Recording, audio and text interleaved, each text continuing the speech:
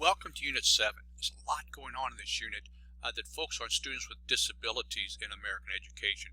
Let's start with the discussions. There are two discussions this week, and the one is the wiki, and that's where you studied gender, disability, and race, and barriers individuals had to be overcome to achieve equitable education. Remarkable stories overcome these barriers. In this wiki, look back at the primary source presented in this course and choose an individual or institution that overcame barriers for education for a group of Americans.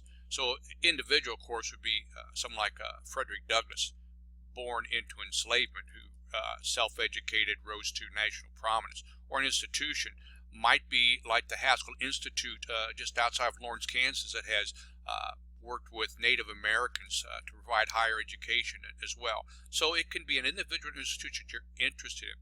And just Google keywords, disability, or you may have a family member. At any rate, it's asking you to, a couple of paragraphs, describe the person or the individual's journey.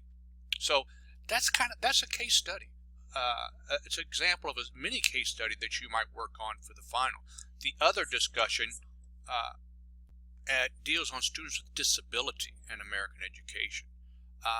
So choose one of the issues he discusses in this chapter, and his chapter is about students being viewed as human capital, and then talk about an issue and provide a source. Now, throughout the course, you've been asked to provide sources, and that works into the Unit 7 assignment.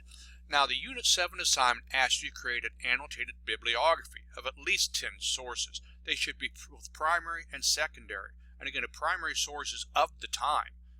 It could be a newspaper. It could be a song. It can be a speech by Barack Obama. It can be anything that is of the time. It could be a newspaper cartoon. And then secondary sources are sources that would explain those. So you need 10 to 15 of those. So it could be data, legal documents, secondary sources. And you are going to the annotated bibliography. This should be 3 to 4 to 5 sentences is all.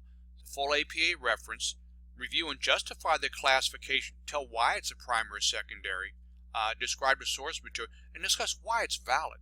You can find so many resources out there. You know, you may have a primary resource say, even though this is of the time, this is not the real view. This was propaganda. This was a misinterpretation.